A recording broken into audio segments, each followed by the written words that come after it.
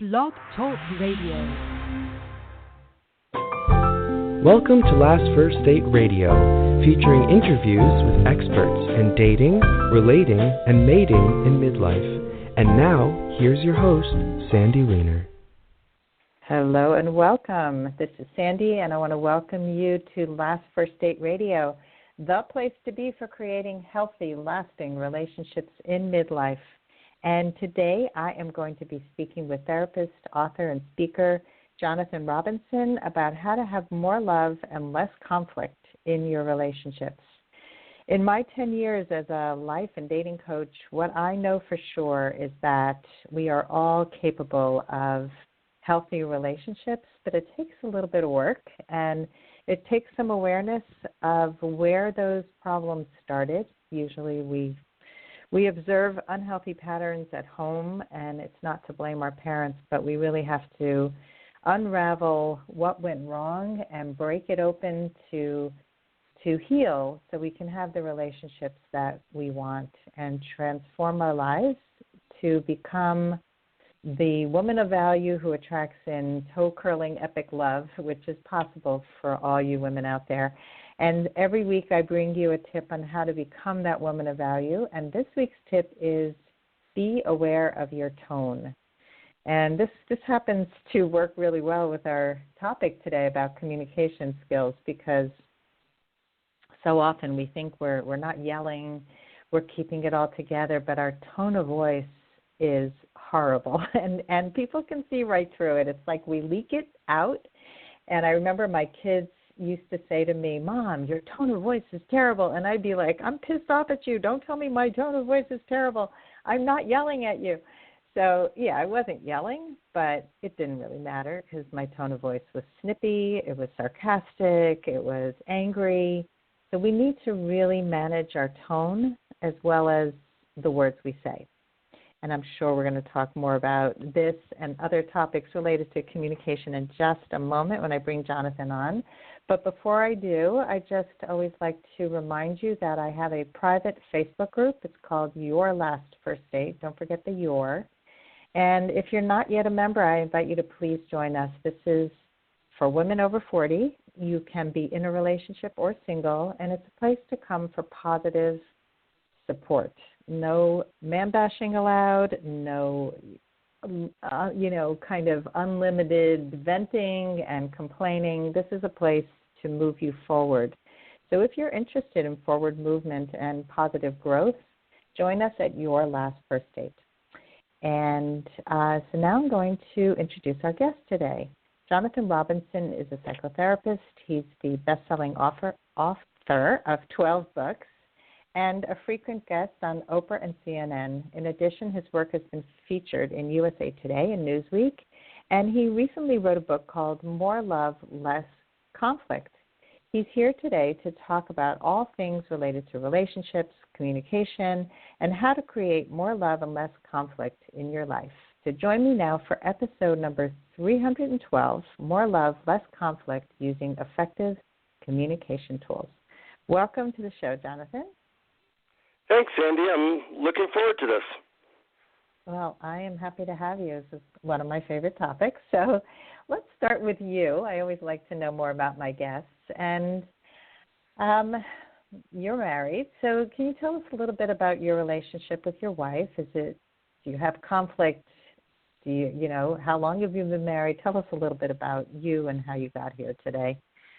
Yeah, well, I've been married 20 years, and, in a certain way I was blessed in that I had a incredibly dysfunctional family that was so bad that I kind of had a midlife crisis at age 12, and I started to read self-help books. I was so shy, I didn't have any friends, so I was able to learn a lot of stuff from these books and eventually get out of the depression and shyness. And when I met my wife, I was definitely better off, but we used to argue a lot, and by working on our communication and getting some really simple methods that we found worked, we haven't had an argument in over 5 years. and the love has definitely grown and has worked out. But, none of this was natural to me. I had to learn it because I didn't have any inherent skill. Yeah, and I'm so glad you said that. So many people think, oh, you're either born with it or not. And they also think conversely, well, it's in my DNA to be dysfunctional, so that's just the way it is. But we actually can learn these amazing skills. And you had a midlife crisis at age 12. That's pretty young. But at least you did something. You were resilient. You took charge of your life, and you and your wife is lucky that you did. So and I'm lucky too.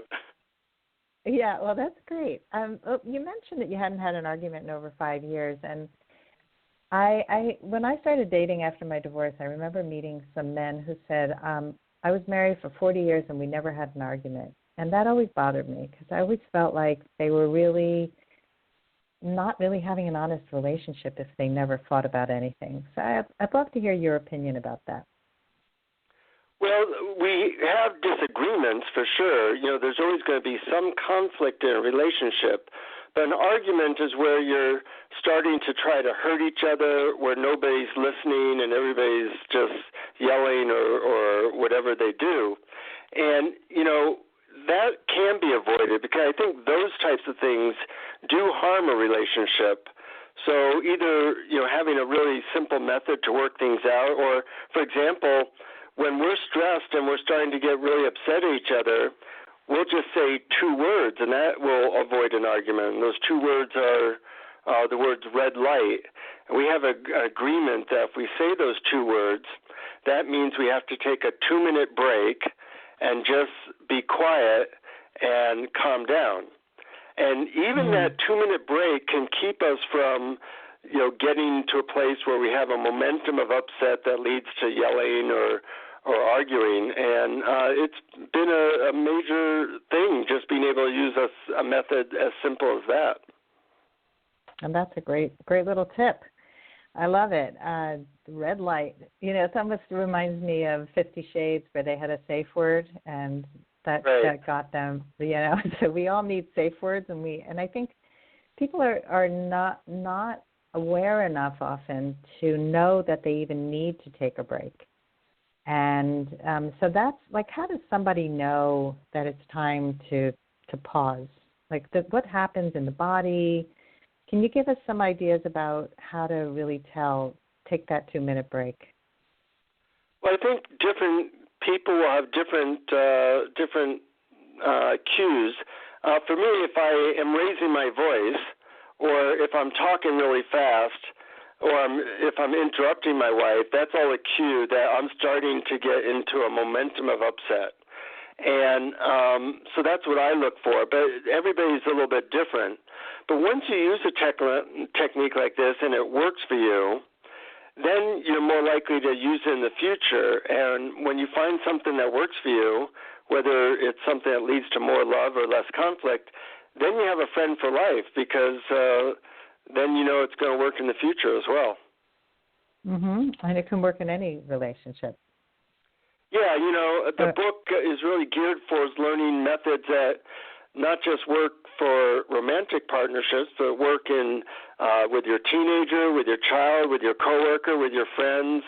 And in fact, I think it's one of the best things you can do for helping your family because we all need role models of good communication. We're taught how to blame and complain and shame, but we're not taught how to speak in a way that consistently leads to more love and less conflict. And that's a great gift you can give your family. I so agree with you. It's something that I had to learn for myself as my marriage was ending. I got better at communication, and my kids are pretty awesome at it now. And to me, it's the greatest gift you can give your children. It's a legacy you can leave that they will have a better chance at healthier relationships than maybe we did growing up. Absolutely. And, in the world of happiness research, they say the 3 keys to raising happy kids and happiness for yourself is relationships. And what really leads to good relationships is good communication. And in a way, it's good news that most people don't have any training whatsoever in this. So if you have even 30 minutes of training, you'll stand out like a saint because you're competing in a certain way with other people who have zero training. That is true. I tell this to my ladies all the time. You will be like gold to a man when you can be clear with your communication. It's, when we have to guess and our brain is twisting it because somebody is so unclear and is saying what they don't mean and saying it in a tone that's not kind, and we're like, what the heck is going on here? So it's such a great skill. So let's talk about so many divorces today. I mean, I'm divorced. So many people I know are divorced. What do you think so many couples are having such a hard time with relationships today? Well, I think things are more stressed than they've ever been. And we also have these things I call WMDs, which are not weapons of mass destruction, but widgets of mass distraction. There's texting and email and Facebook. And these are all very superficial forms of communication. And people forget that what we really want is depth and quality of intimate, deep connection and understanding. And when people realize that there's simple tools to get there, then they're inspired like, oh, okay, well, that would be great. But if you don't have those tools and all you have is, texting, email, Facebook, and the busy, stressful lives we have, then things are likely to head off course. Yeah, I so agree. I mean, I see it with teenagers who don't know how to speak and look somebody in the eye. Conversations are clipped. People don't know how to have in-depth conversations, and it's really a problem. I mean, recently my daughter had a boy break up with her over text, but she started the text conversation, and she was mad that he didn't pick up the phone. And I said, well, why didn't you pick up the phone? Like, we need to know that if we want an in-depth conversation, don't blame the other person. You're part of the problem. So, it may hurt, but, know that you have power to change that. Yeah, it's a problem that goes really deep. I mean, there's a big loneliness epidemic now and depression epidemic and suicide epidemic because people don't know how to get to this place of deep understanding and connection consistently. And it's a problem that, in my opinion, it can be solved in an hour. I mean, literally reading my book, other people's books, getting a little bit of training this way changes everything. It not just changes your relationships, but it changes even the amount of money you make, because, a large part of our work is how well you get along with your coworkers and how much they like you or your clients. So it kind of makes me sad that people don't know this stuff, and it's such an easy thing to learn. Yes. All right, so let's get into how do we learn it. What can people do to improve their communication? Can you give us a few quick tips? Sure. In the More Love, Less Conflict book, I have 50 different methods because I think different things work for different people. But what I tried to do is make the methods as simple as possible. A lot of them are just like, ask this question or fill in the blank to this sentence. That's how simple it is. Say red light if you're getting upset so you don't have an argument. But studies show that the best predictor of how happy a marriage is or a relationship is the number of appreciations couples give to each other. So just completing the sentence, something I notice about you that I appreciate is, and saying what you appreciate is a good way to bring more love into any relationship. And that's pretty easy to do. Now, I get caught up with work and such, and I sometimes forget, so I actually have Siri on my iPhone remind me to tell my wife an appreciation every day.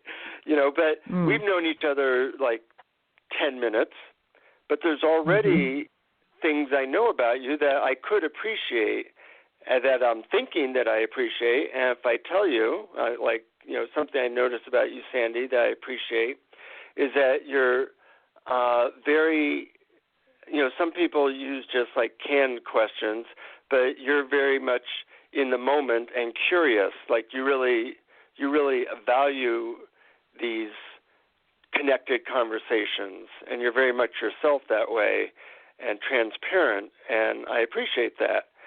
And, by knowing that I appreciate that, it probably helps you to feel more open to me, and it helps to begin the process of deepening our connection. No, it's lovely to hear, and I appreciate that. And it makes me feel seen. It makes me feel understood. And I know that sometimes when people will extend a compliment, it's superficial. We actually had a whole conversation about this at a work retreat I just was at. And one woman said that she has a daughter who's adopted, who's absolutely gorgeous, and everyone stops to say, "You're beautiful. You're a stunning little." She's 4 years old. And her parents are so concerned that she's going to just walk away with this feeling of I'm beautiful, I'm beautiful, I'm beautiful, and nothing else. And so they always want to balance it with you're so strong and you're athletic and look how kind you are and look at what you did today and I really appreciate. And so it's having that mindfulness that just surface appreciation doesn't make somebody really feel seen. I mean, this little girl didn't do anything to be beautiful, but she does something to be strong. And so there's a big difference. And I actually talk about that in the book, where I say that there's levels of appreciations and levels of depth in different types of appreciation and different types of communication. And unfortunately, our culture or our culture tends to focus on very superficial things, which leave us still feeling hungry for love and understanding. But those things are easily overcome if you have the right methods. Yeah, and I agree with you. And I know that some couples have a daily practice of before bed they go through what they're grateful for about each other or what they appreciate in each other. So it's a practice just like what you shared, finding a time in the day to give appreciation, to show appreciation. And then there's reciprocity in a relationship. You don't feel like it's all one-sided and you're depleted all the time. It's very hard to function from a place of constant criticism, negativity. It was one of my first eye-opening books was John Gottman's book of the principles of a successful marriage. I forgot the 7 principles, where he talks about the types of arguments that we have that end a relationship, the contempt and defensiveness and stonewalling and criticism. It's that constant negativity and shutting the door on somebody. It's like, I'm right, you're wrong. And we can't, it's not a dialogue anymore. It's a monologue. So never in my relationship with my wife have I told her everything that she's doing wrong and blamed her, where she responded by saying, "Oh yeah, I now see what you're talking about. Thank you for showing me the errors of my ways." That doesn't happen, The blame, complain, change, shame method of changing somebody really does not work. And unfortunately, people don't know what does work, so they go with what they know. Absolutely. So if you can share a few more quick tips to improve quality of relationships, that would be fabulous. Sure. Well, we could do one right now. Okay. And on my website, I have a list of 12 questions called the 12 questions that lead to instant intimacy. and people can download it for free from the morelovelessconflict.com website. But one of them is like, you can complete this sentence. If you really knew me, you would know blank. So, Sandy, if you really knew me, you would know that I feel very passionately about this subject. You probably pick up on that. But I'm always a little afraid of coming off as a salesperson because I don't like salespeople. I don't like being sold. But I think that this stuff really does change people's lives. So I'm always on like a fine balance of, am I coming off too preachy, or people get how this can really impact them? That's something, if you really knew me. What would I know about you if I really knew you? Well, can I just reflect on what you said first? Sure. What I love about what you shared is that you not only shared what you're passionate about, but you also shared a part of you that's vulnerable. And when we share vulnerably, we really connect more deeply. It's more intimate than, I think I'm great at this. This is like what my superpower is. I'm amazing at communication skills, and this was my gift, and I'm glad I found it. Yeah, right? yeah. So thank you for sharing it that way. And I just wanted to kind of point out to our listeners that vulnerability is really, really important in our sharing. If you really knew me, you would know that I'm a lot funnier and sillier than I come across in my daily life, because I'm pretty serious about the work I do, and I'm trying to incorporate more of the silly because it is a big part of me, but I think it takes a lot of trust for me to be completely open and silly. It's sort of a vulnerability for me. Yeah, and if people go back and forth completing that sentence, they learn a lot about each other in like 5 minutes. And, if you look at the word intimacy, the instructions are in the word, into me see.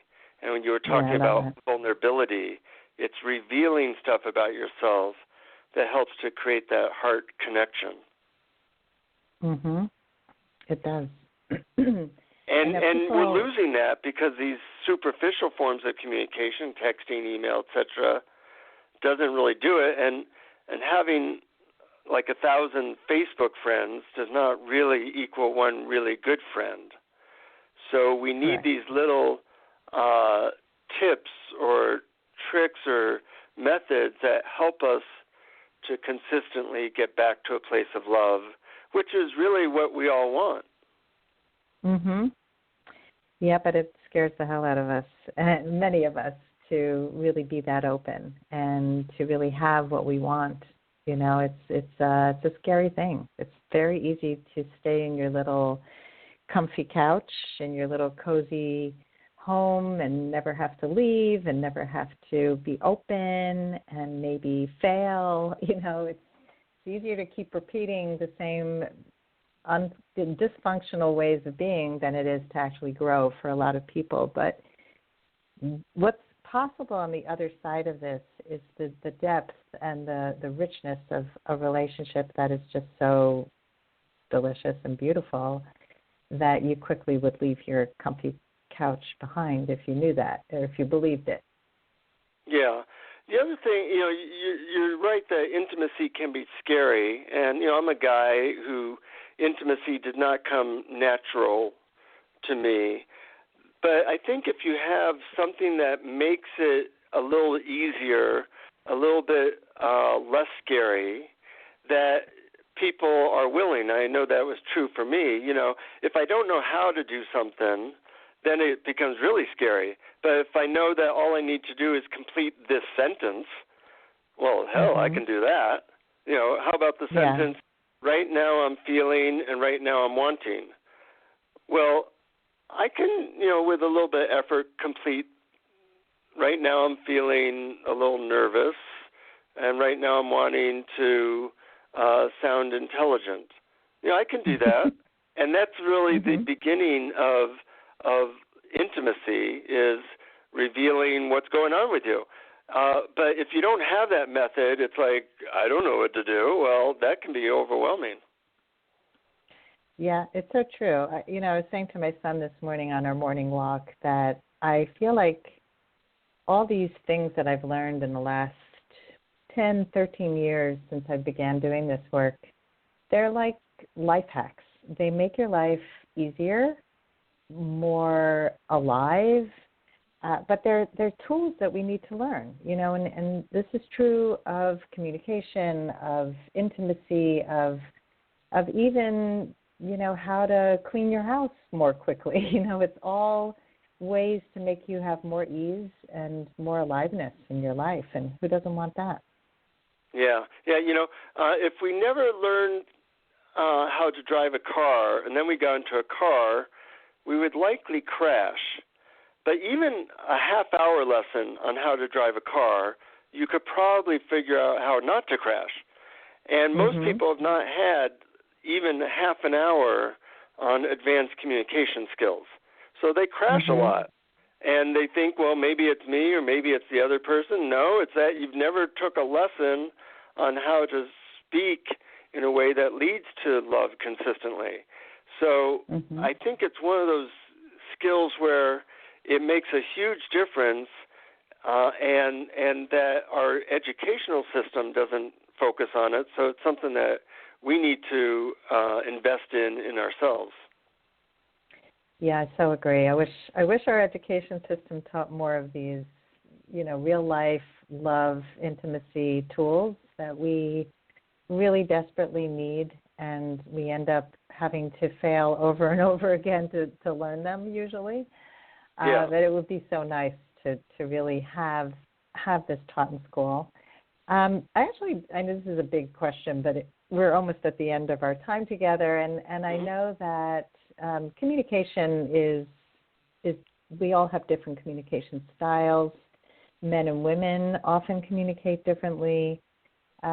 So I'm not sure what I'm asking here, but I know there's been a lot of, I think, false information about putting all men in a box and all women in a box. And do you have any words of wisdom to help men and women understand each other better? Like any key components that they should remember about each other? Yeah, women, pretty much 100% women really appreciate understanding and empathy. So like if they talk about their day and the man immediately tries to fix things or show them how they're wrong, they don't like that for good reason. And men don't understand this. So I tell men, if you could get good at doing 30 seconds of empathy and understanding, your woman would love you much, much more. So that's a tip I give to men about communicating with women. With women, I give them different tips where men tend to be very result-oriented in their communication. And if you make them wrong, all men want to be a hero. That's why all these movies are about the man being a hero. If you can use praise rather than complaint as a way of shaping his behavior and making him feel more loving by telling him what he's doing right, that tends to be effective. Now, of course, these are gross generalizations, and you want to learn what works for your partner. And I have some methods in the More Love, Less Conflict book that are specifically gearing towards how to communicate exactly in a way that your partner would feel loved. And I think that that's important to know what makes them feel loved, because if they feel loved, they'll be very loving towards you. Yeah, that's for sure.